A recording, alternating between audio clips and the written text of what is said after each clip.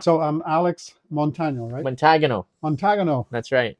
It's Italian. That's correct. Montagano. Montagano. Got it. Yeah. People always want to say Montagno or whatever because it's not a usual spelling, Yeah, but but it's it's fine. Montagano. Montagano. Alex Montagano. Montagano. That's correct. Excellent.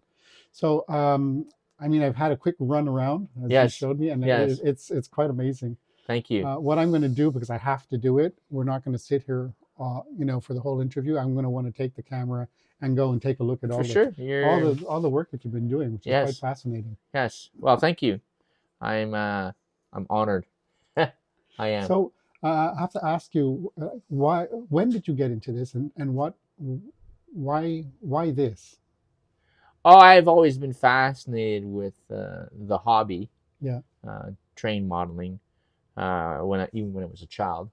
Um, and I caught the bug again about a year before the pandemic, Uh-huh. so about 4 years ago, Okay. Yeah. and I just got back into it. But the part of the hobby that I like the best is the creative aspect or the artistic aspect. It's the Yes. modeling and the design and the building of miniatures, right? Which is very popular right now. When there's a lot of people doing miniatures. I have seen that. Yeah, Yeah. and on CBC they even had a miniature show, if you remember correctly. And I've also connected with miniatures in the community, miniature artists, excuse me, in the community. What happens in my hobby Hmm. or my scale, I should say, is that it becomes challenging because you're providing a kind of a landscape, a vision of my layout. My work's inspired by N.D.G. Griffintown, and when I'm involved in that process, it's almost like impressionist, right? Because the people's eyesight doesn't have the capacity, right, to view the The details detail. that I'm doing because I work with magnifying glasses all the time, right? So I wear them on my head. you watch. I mean, for myself, like I'll watch and I'll say, okay, yeah, I recognize that. But then, like you said, you zoom in and you start to see things that are. Yeah, you see raccoons, you see fire hydrants, garbage cans. There's a lot of minute detail. That could only be seen with a magnifying glass. Yeah, or you've got to really look for it. I'm constantly adding detail to the layout and to the landscape, I should say, which is an important part of the process because the more detail you have, the more realistic it is. The more interesting it is to the eye. But the hobby grew to be a lot more to me. It became a way for me to celebrate the history of Montreal, celebrate my family's history because in my layout I feature the LaSalle Coke Crane on Lachine Canal, and both my grandparents worked there. So my family is very tied to the city of Montreal, and the layout was a way of celebrating, paying tribute to that. Yes. And then because I'm politically involved in the community, I also use the layout as a vehicle to start a community conversation, Yes. and also to tease and nudge my elected officials on some of the failings in the borough, right? So if you go to my layout, you'll see that I built a reproduction of the original construction of the Empress Theater in 1926, right? So that's there. And that's a building that's in complete disrepair. It's a symbol of how we're neglected by the city. So that was one of the driving reasons why I decided to do the model, was to draw attention to the fact that we have this beautiful Art Deco 1930s Egyptian Art Deco. Yeah, basically, you were saying that it was pre-pandemic where you decided to get back into it. Yeah. In a real So way. what happened is that pre-pandemic, I got back in the hobby, but there's a lot of prep work involved in getting a layout. You have to lay out a foundation, right? You have to put track down, deal with switches, then you're going off the bridges. But what was your? I mean, you had left it for a while, and then all of a sudden you decide, I want to get back into it. What was the spark? Yes. Okay. Please, yes. I had been working my butt off in my business. I own my own construction business. Yes. And I was like, what, there's got to be more than life than working all the time, because I was putting in 15-hour days. I was on the sites. I was doing administration. And I just said to my wife, I'm not going to live a life like this and wake up one day. I'm going to explore my other interests. And on the radio, coincidentally, Terry DeMonte of Chaume, 97.7 Chaume, announced that they were having a model train show at the Dorval Recreation Center. And I said to my son, "We're going to Uh, that." I like trains. I want to see. And I went there, and there was a gentleman there who was selling Cato trains. And if you're in the hobby in N scale, I'm in N scale. It's a scale I operate. okay.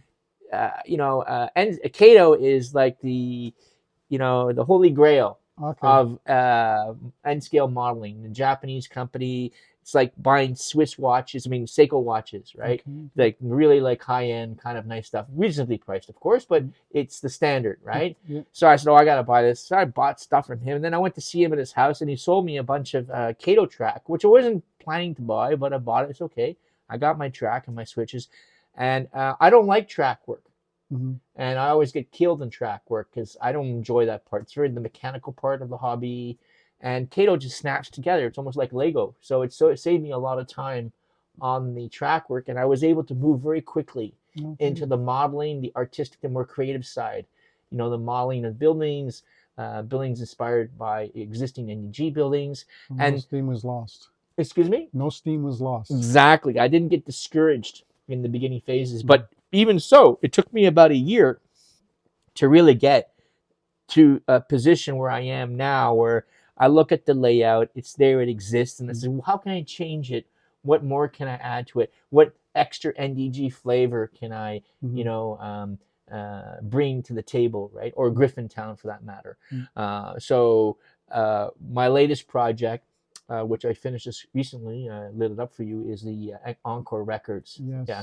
So the Encore Records has been a store that's been N.D.G for a while. I am a patron of theirs. Mhm. I buy vinyl records. So that's another hobby of mine. I Yeah. collect old vinyl, Yeah. right? Yeah. And I like to play music. And I host DJ I Don't Know for Halloween for the kids. Okay. So, and that's the official supplier to DJ I Don't Know. So what I do is I decide, okay, I'm going to build a model of the Encore record store. And when I was doing my study, I ran into the real estate agent who worked for the property management company that owns the building, that manages the building for the children.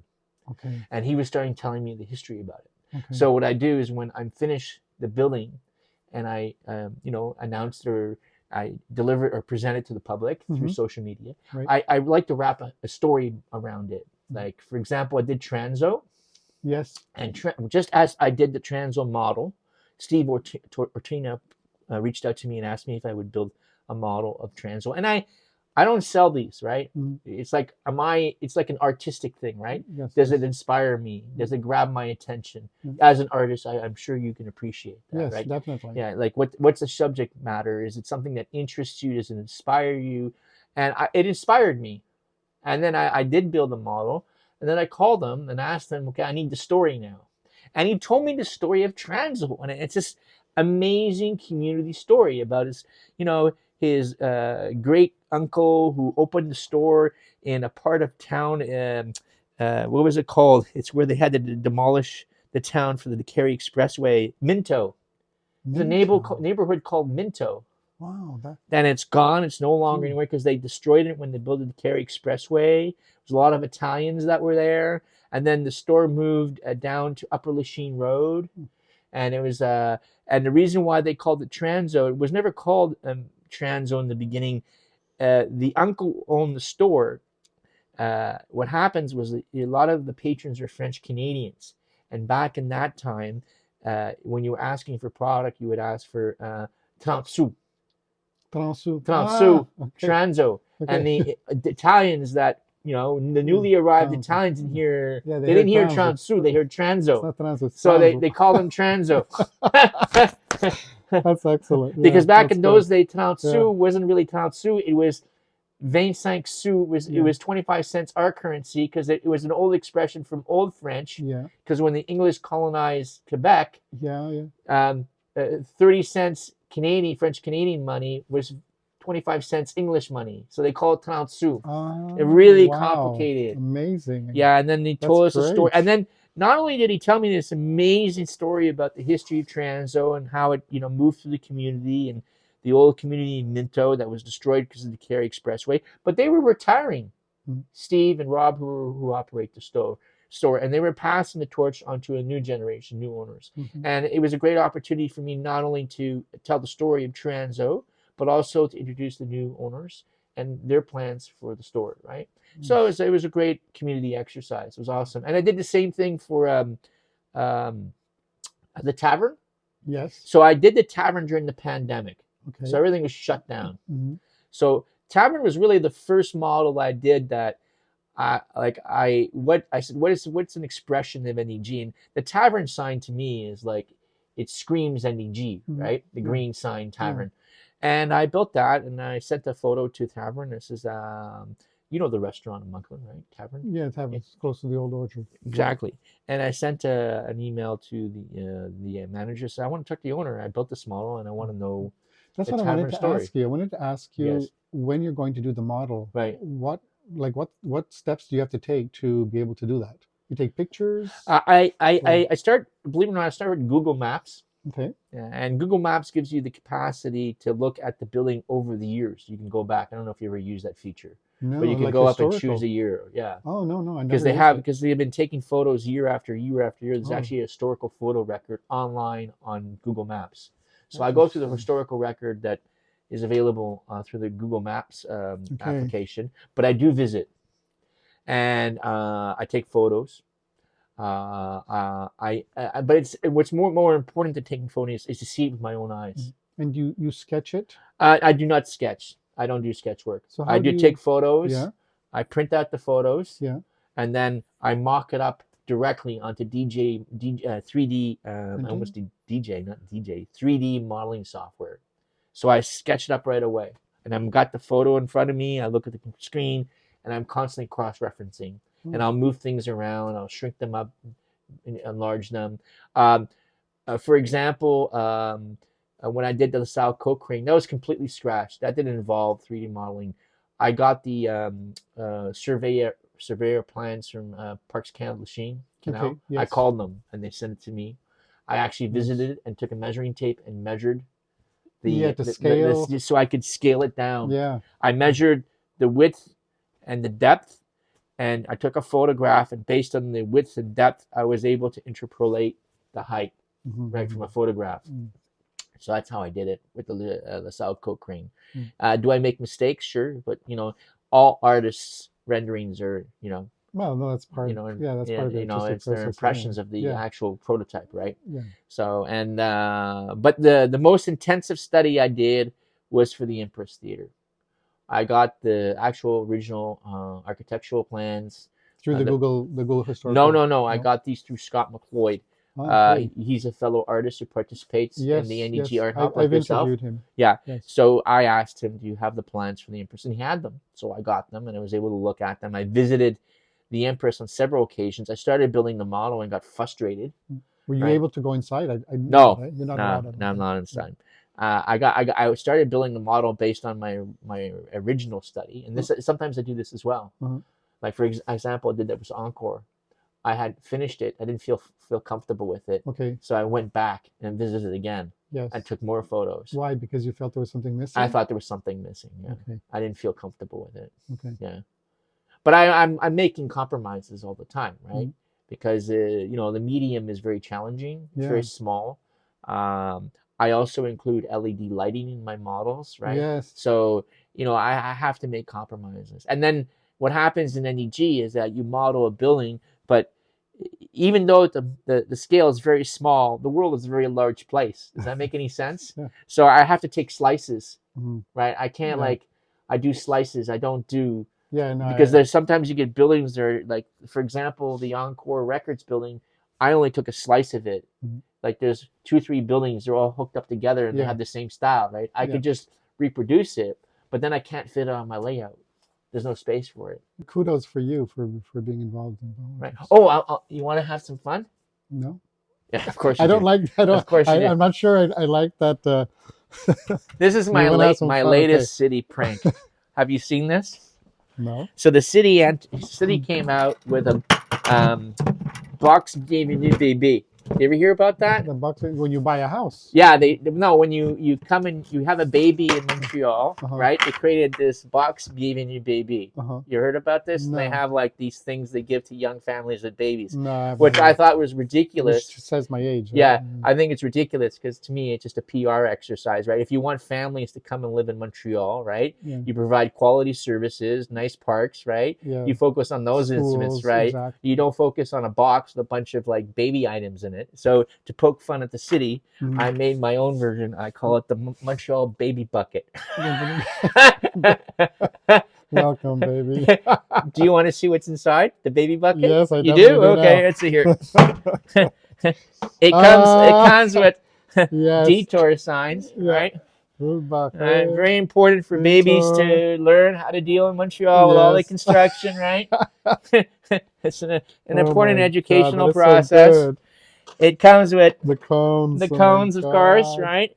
And the important thing is when you're playing with your baby that you have to change them randomly without explanation, right? Because that's part of the process, right? Like, they have to experience the frustration. Detour. That's right, exactly. And just change them around, move them around. The baby will get upset, but that's part of the process, right? Right. And I got candles and a lighter because we always have power failures in N.D.G, right? We do. So having candles and a lighter is a very important thing to have, right?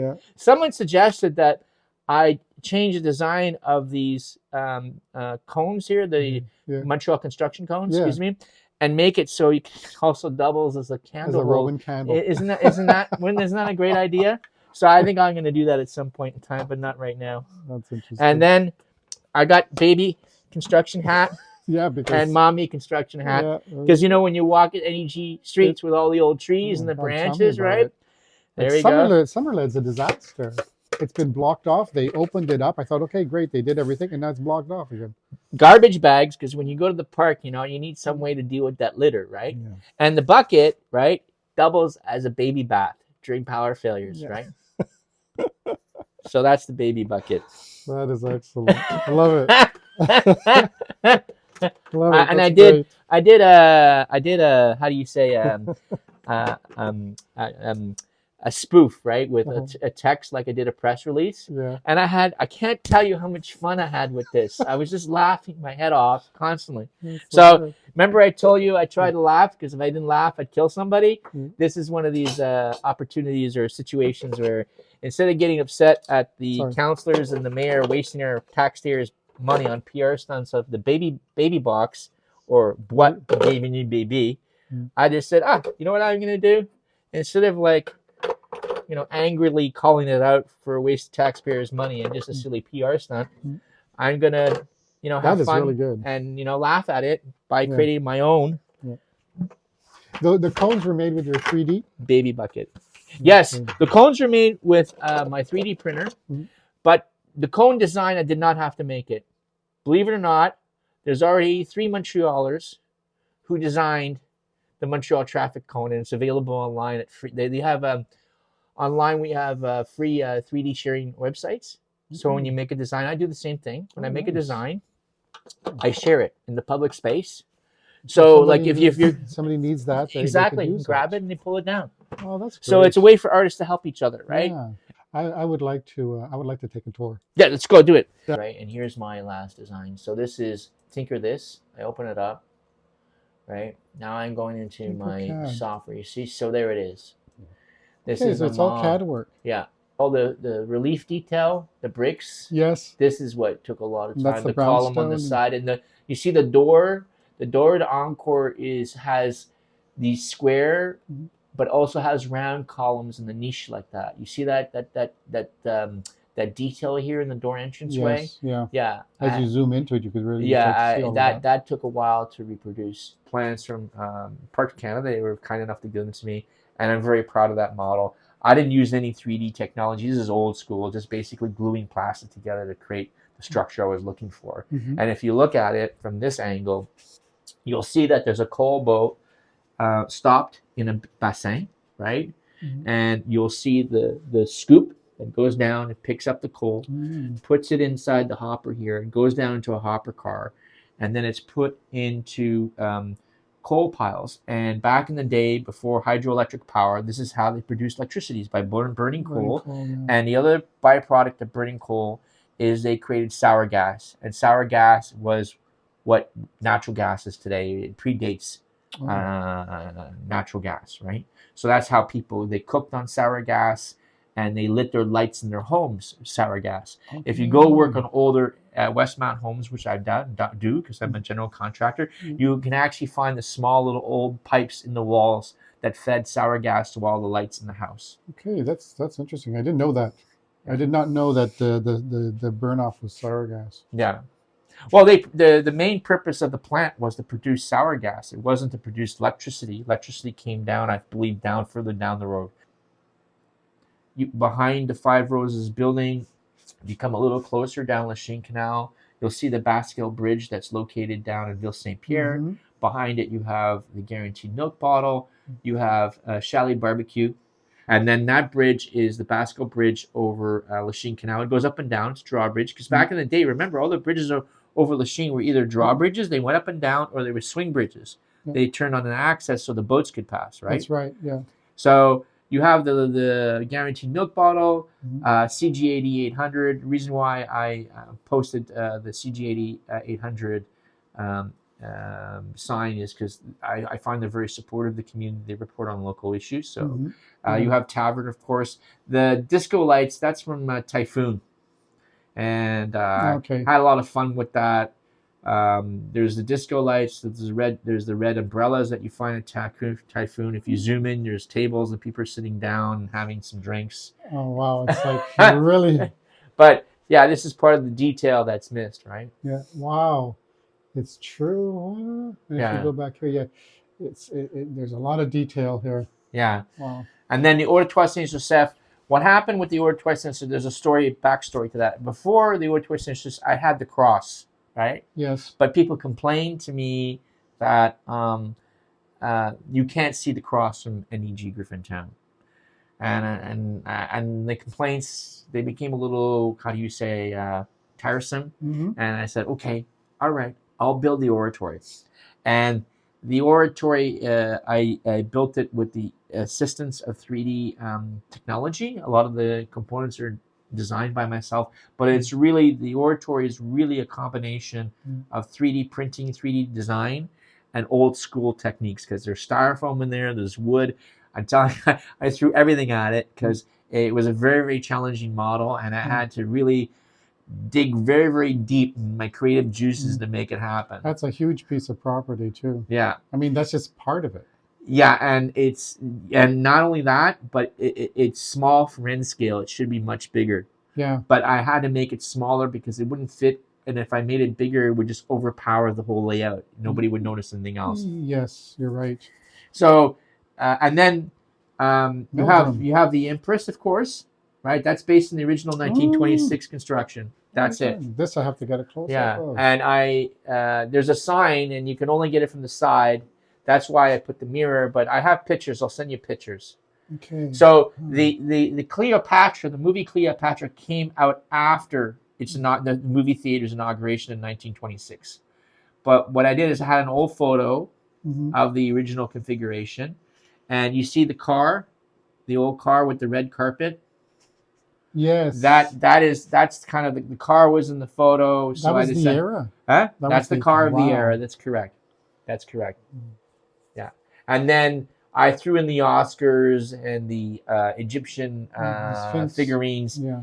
Why? Because I wanted to really celebrate the Art Deco architectural details of the theater, because it's very rare. There's not very many buildings like that. No. And unfortunately now I think the city is basically going to... they've condemned it. Yeah, and I don't even think they're going to save the facade, to be honest with you. I think that they're going to kill it. And then if you see beside the Empress, there's a protest going on. Do you see the cops? There's the police, and there's a protest. Yeah. And I like I mentioned earlier in the interview, I used layout as a way of having a conversation with the public, and I wanted to draw attention to the fact that we're neglected and underfinanced by the central city, and that's our protest against the budget. So instead of organizing a protest, I just made one on my layout. That's it. And I did a spoof, and I sent it to the press, and some of them actually thought it was real protest. Yeah. Well, they might think the same thing again when I upload it. I actually have a video I did. I can show you of it, and I put like protest noises, and it came out pretty cool. But I'm sure you could do a better job than me. No, not necessarily. Um, and we need Shaika Cafe. Yes, Yeah, yeah, that but you was so see, sad when they closed that down. yeah. So beside the Empress, you have Snowden Deli, which to me is a N.D.G institution, Yes, right? yes, that's Best right. smoked meat in the city of Montreal. Yeah. You have Royal Cleaners. That's Michael Katnick. He operates Royal Cleaners, ecological cleaners, and he approached me and asked me if I'd build him a model of his store, and it was easy, right? It's really the sign. And there's Transo. Yeah, there's Transo. Remember I told you about Transo? Yes. Yes. Like, for example, the Transo building, remember I told you it's what happens in N.D.G is you have buildings that are attached to each other. They're quite large. Yes. Again, Transo is a slice because I just couldn't build the entire building. Yeah, no, I just. And and the building of a tavern doesn't look like it's 2 stories, but really the tavern, really, if I just put the tavern sign, it's very identifiable, right? So I play tricks on people, right? And then plus you want to have a slice of what is more meaningful too. Yes, exactly. And then I decided to put in construction. I have 2 construction. I have this operation here by the city workers in the back. Yeah, you have to really go far and reach to see it. Do you see it? Yeah, There it is. There it is. With all the cones. Yeah, exactly. Yes. So you know the cone that I showed you in the baby bucket? Yeah. It's the exact same cone in N scale version. Okay. So I shrunk it down to meet the scale needs. Yeah, there's tons more over here. Yeah, too. and that one there is like what's happened there is there you go. There, what's happening there is that the building's facade is kind of starting to separate. It's a common problem we have with brick buildings. You have a brick veneer, and it's held into the wood with like nails, right? Yeah, that's then right. After what happens is those nails rust out. Law 122. Excuse me? Law 122, where you have to, if you have a building, you have to go through check out the whole envelope, inspect the whole envelope. Oh, so you know what I'm talking? Because they had a big piece of a veneer fall off a building in Catherine and kill somebody. Remember that? That's exactly. But this is brick. Brick is smaller, right? So it's not as, the whole facade could collapse and kill somebody. It is a risk. So this is what they're doing, and there's an interesting story about that. You see the Genie lifts? The Genie lifts. Oh yes. So the Genie lifts, believe it or not, I rent them. I'm a general contractor, and I have rented. Maybe get a photo of that while I talk. So the Genie lifts, I'm a general contractor. I actually rent that equipment. I deal with Gamma rental tools. On Saint Jacques. I don't know if you're familiar with them. Oh yeah. And I know them quite well. I have a good relationship with them. I take pride in having good relatielships with my suppliers. They're very professional. Yes. And they have really good service. I know Tony. He's the main mechanic at Gamma. Yeah. And I was building the lifts, and I said, how am I supposed to reproduce this blue? And I had this epiphany. I said, I'm going to call Tony and see if Tony has touch-up paint. So I called Tony and I said, Tony, I'm making a model of a Genie lift. Do you have, Genie blue? He goes, yeah, come, I'll give you a can. Yeah, I had a can. It says Genie blue on it. Oh, I think I still have it in my box of rattle cans. Excellent. So going on, the next most popular model was the Orange Julep. The Orange Julep got a lot of attention. That's very easy model for me to make in terms of what effort involved. It was basically a styrofoam ball that I painted orange. But the challenging thing was the sign. I designed that and 3D printed that myself. Yeah. And if you look on the side, you can even see it has restaurant. You see it right here? You can see it right there. Yeah. It says restaurant, right? Yeah. So that was very, very challenging. And in the sign, I had to use micro LED lights. They're smaller than the head of a pinhead. It's quite something. Yeah. What we'll do is we'll turn the lights off, and I'll pan the whole area to appreciate the lighting. And then, obviously, again, another major political statement in the layout is the fact that I called the REM Griffintown station Griffintown.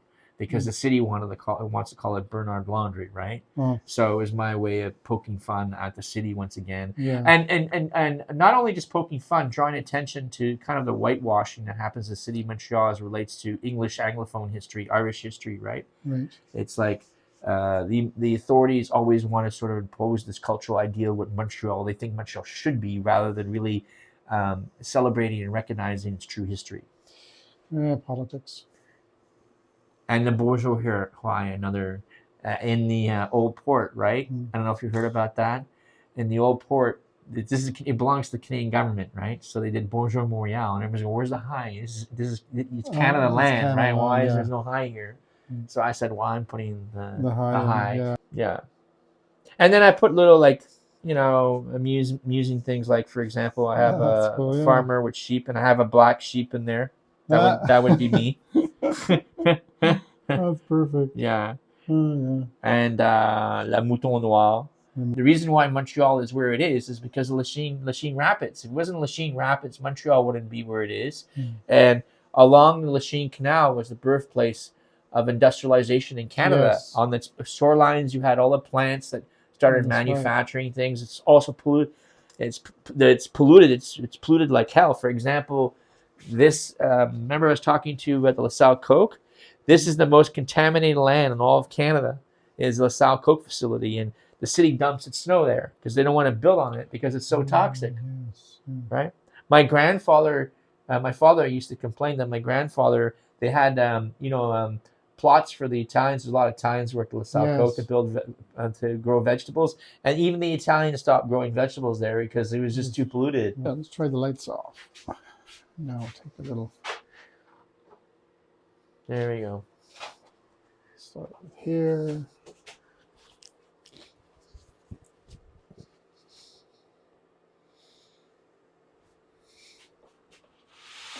Oh, nice.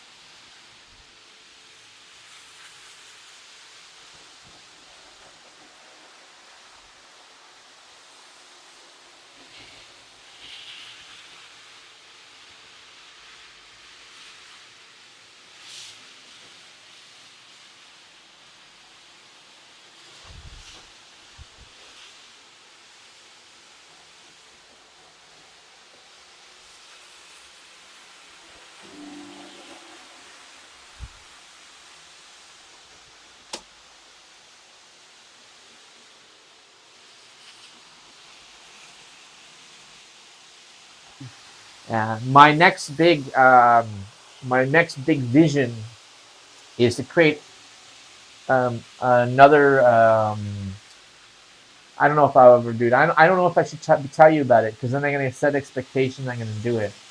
But I was thinking of doing. I have a vision that you know where Queen Mary hits the Kerry Expressway. Yes.